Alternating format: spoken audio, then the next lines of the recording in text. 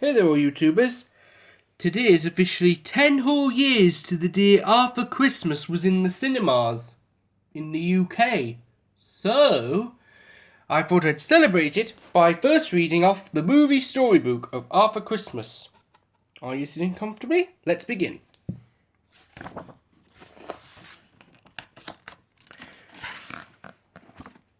Like many children, 6-year-old Gwen was beginning to have doubts about Santa Claus. Her friends said it was impossible for one man to deliver toys all around the world in one night, but Gwen wrote to Santa anyway because she wanted to believe, and she wanted a pink twinkle bike. Arthur Claus still believed in Santa because Santa was his father. Arthur was Mail Agent 3776 at the North Pole. He read Gwen's letter and wanted to make sure she received the bike of her dreams. Arthur's older brother, Steve, ran Santa's Christmas present delivery operation. Steve used electronic scanners to determine a child's naughty and nice percentages, air jets to erase Santa's footprints from the snow, and, most amazing of all, the super-fast S1 reindeerless sleigh. Santa's elves were skilled Christmas operatives who made, wrapped, and delivered presents like a highly trained army. Arthur's father had been Santa for 70 years. Steve's adoring assistant, Peter, felt certain that his boss would be named the new Santa Claus. Surely it was time for Santa to pass the red suit down to his eldest son.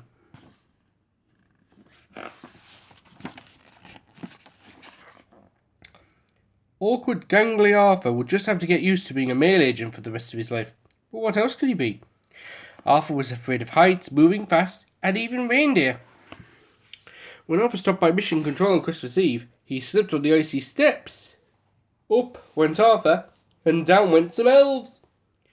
Stressed and running out of patience, Steve kindly asked, "Arthur, could you leave Mission Control?" Since he wasn't allowed to help with the delivery operation, Arthur joined his grandfather, Grand Santa, who used to be Santa a long time ago, who was watching the mission on TV with his old pet reindeer, Dasher. They watched Santa slip on a skateboard and wake up a little boy. Steve used the new Ho-Ho 3000 communication devices to expertly talk the delivery team through the crisis. Grand Santa did not approve of Steve's high-tech approach to Christmas. He grumbled, "In the good old days, you could just whack a waker on the head with a sock full of sand and the nipper wouldn't remember a thing in the morning." When Santa placed the last present under the tree, everyone in Mission Control went wild. The electronic presents counter clicked down to all zeros. Another Christmas was complete. Jubilant cheers greeted Santa Claus as he stepped off the S1. He waved to the excited elves. Arthur waved too, though his tired, preoccupied father did not notice. Santa addressed the happy crowd. "Tonight, we delivered 2 billion presents. My biggest year ever." He thanked Steve, saying, "I couldn't do it without you." He also thanked Mrs. Claus, Grand Santa, and almost forgot to mention Arthur. "I can't wait for year 71, Santa said.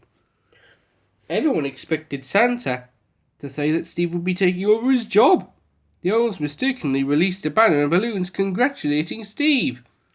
Assuming all the fuss was for him, Santa did not even notice.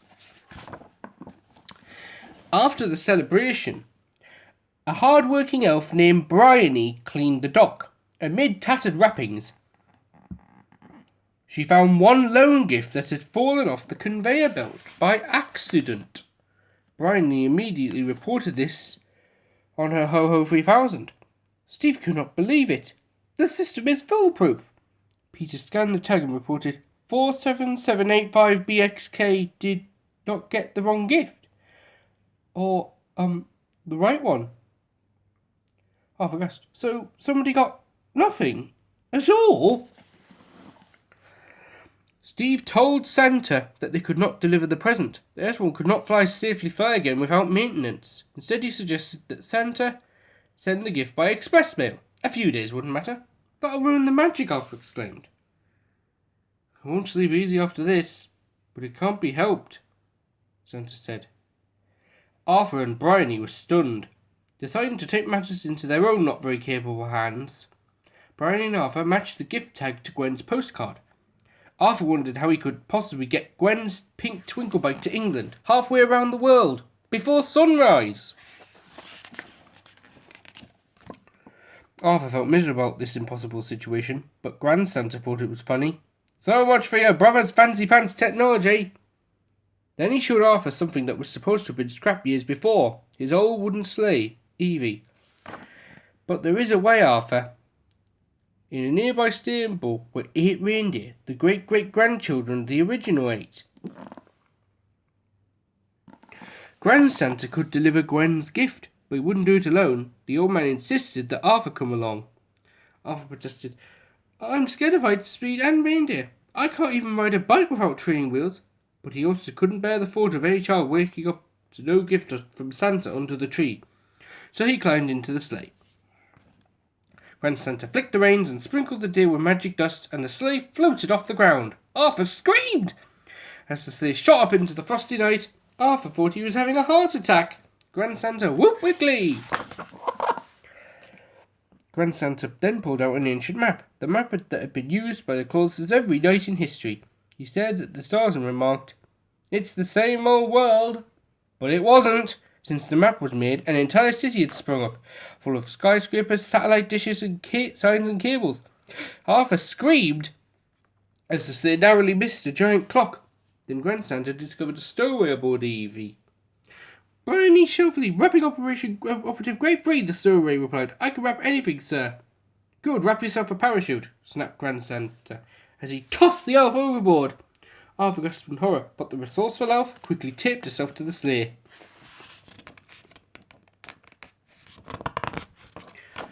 With Bryony safely on board, they soon realised that the sleigh was hopelessly off course.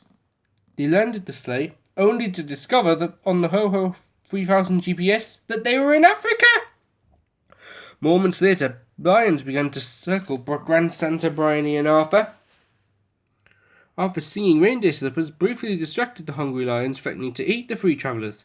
Then Bryony wrapped the beasts until the sleigh could take to the skies again.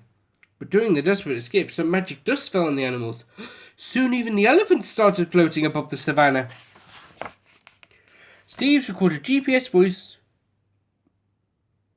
recited a new route on the Ho-Ho 3000. When the sleigh landed, Arthur and Bryony cheered, We did it! Whoop-de-doo, Grand Santa sneered. His camera was broken during the lion attack. He would never get a picture of himself saving the day now. That was why he wanted to deliver the present. Arthur's heart sank as he realised his grandfather only wanted to prove that to his dad and Steve that he was the best Santa. Despite their disappointment with Grand Santa, Arthur and Bryony stuck into the house at 23 Mimosa Avenue. Unfortunately, there was already a gift for Santa under the tree. Meanwhile, in Mission Control, Steve was horrified to learn that every nation on Earth was tracking Santa's sleigh. Steve moaned, 2 billion items delivered and we didn't even leave a footprint in the snow. And now... Bryony realised their mistake. They were in Trelew, Mexico. They had made it to England before sunrise. Arthur tipped himself to the sleigh and declared, We just have to go faster, higher. Then Bryony's Ho-Ho 3000 rang, and a very angry Steve was on the other end. Grand Santa tried to blame Arthur for the unauthorised trip, but Steve saw through him.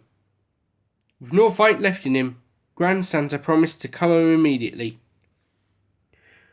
What about Gwen? We can't let her down, Arthur objected and begged his brother to consult with Santa. He went to bed, Steve exclaimed. Arthur disagreed. He's lying awake, wearing his beard off. Exasperated, Steve pressed the big red Santa button. The answering machine clicked on, Ho, ho, ho, getting some shut-eye. Please do not disturb me until New Year's Day. Arthur felt so stunned that he lost control of the reins. The sleigh flipped upside down and dumped the 3 of them on a beach in Cuba. Back at the North Pole, a group of confused elves woke Santa up. Is it true you missed a child? They asked, not wanting to believe it. Santa tried to remember what Steve had said, but that only upset the elves more. And Elf asked, "Sir, if the one that got missed doesn't matter, why have Arthur and Grand Santa gone to deliver the gift?"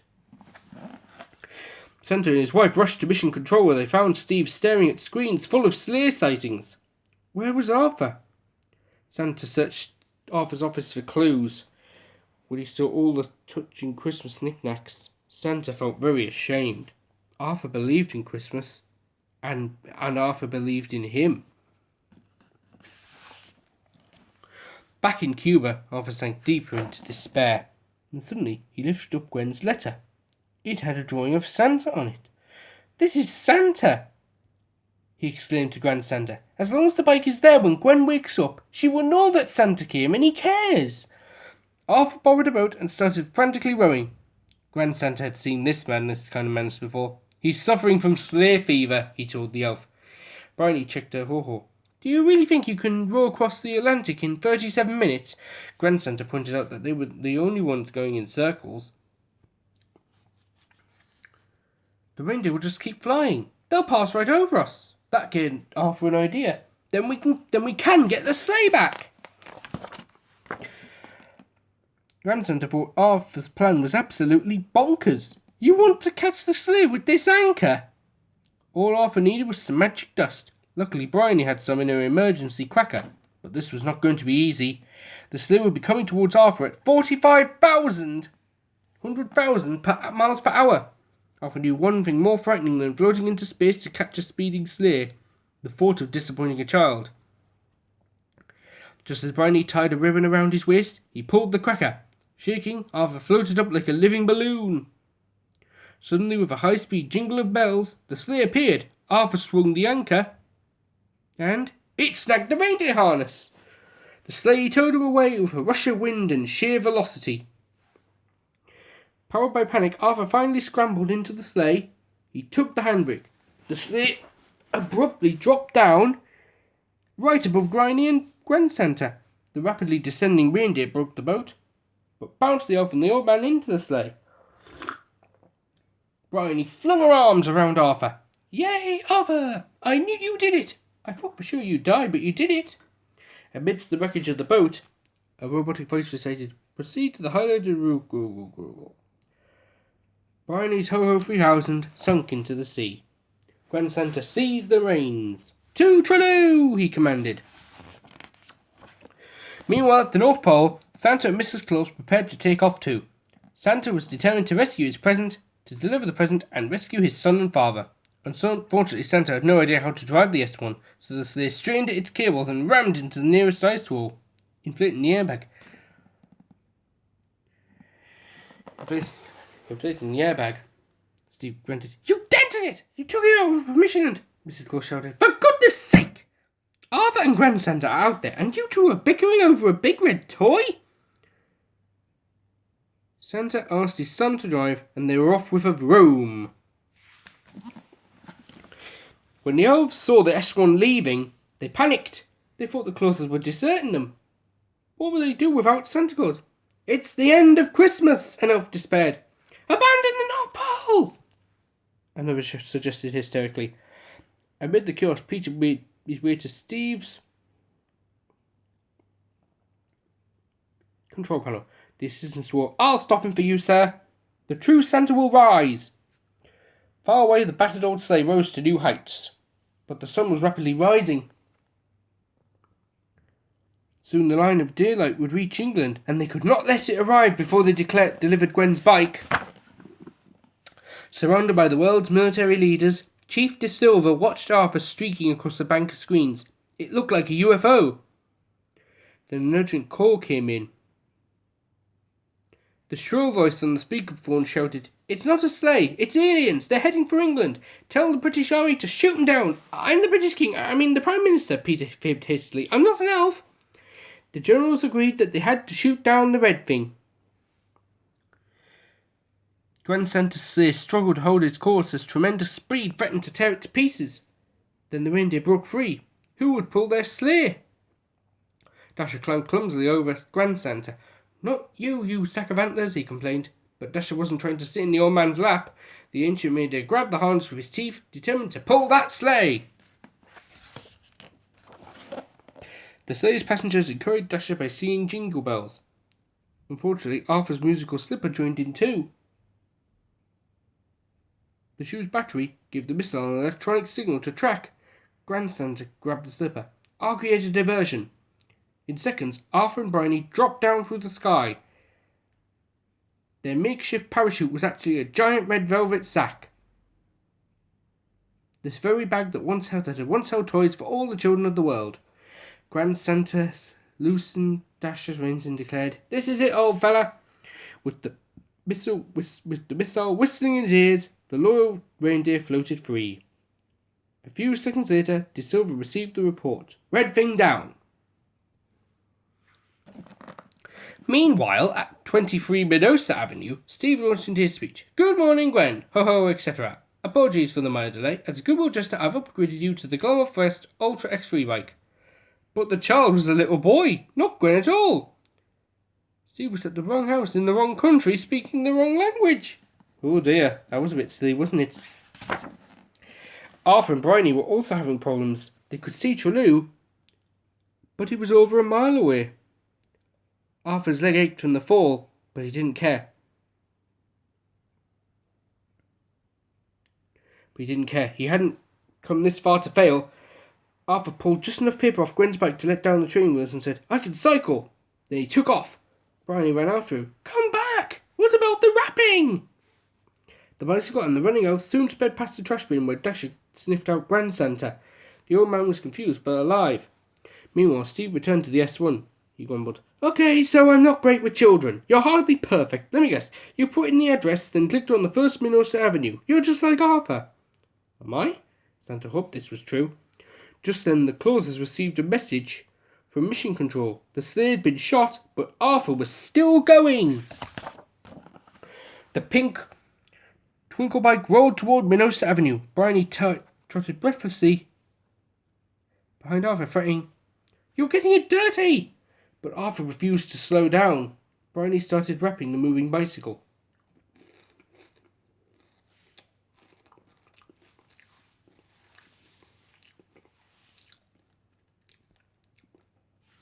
"No one gets an unwrapped gift on my watch."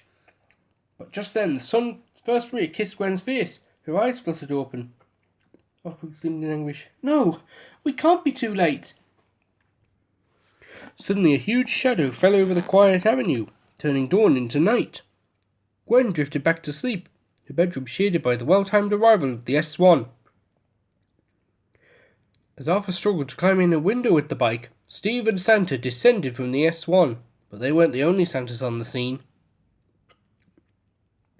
Grand Santa was also determined to make that delivery. Still groggy from the missile, the old man thought the trash bin Dasher pulled was his sleigh, and the garbage bag he carried was full of candy and toys.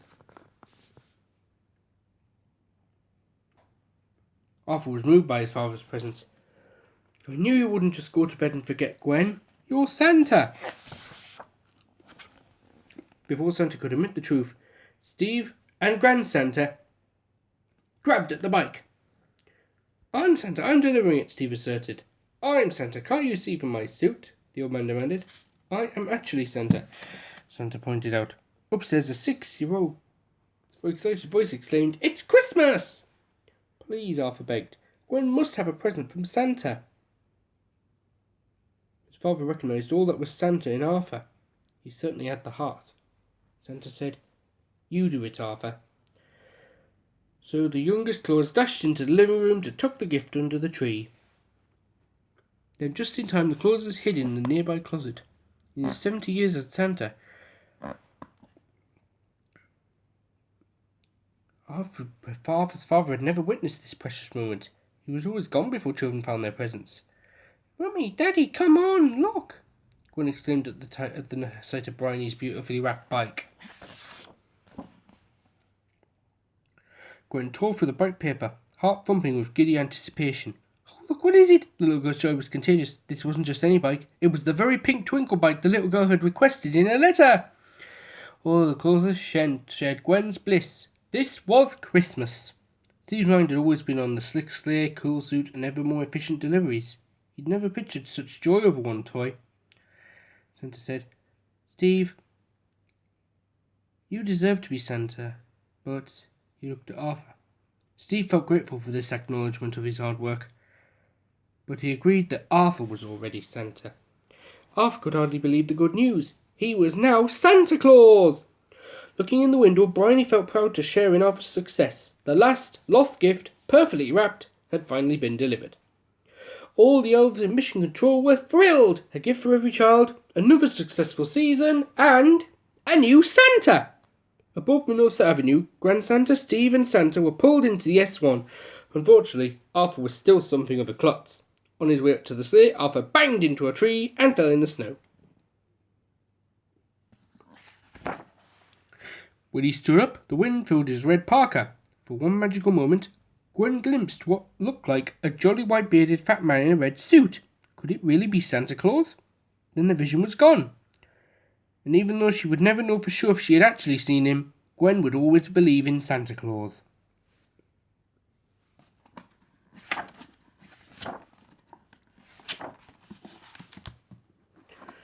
Hope you enjoyed this book, and happy Arthur Christmas Day, everybody! And happy Christmas!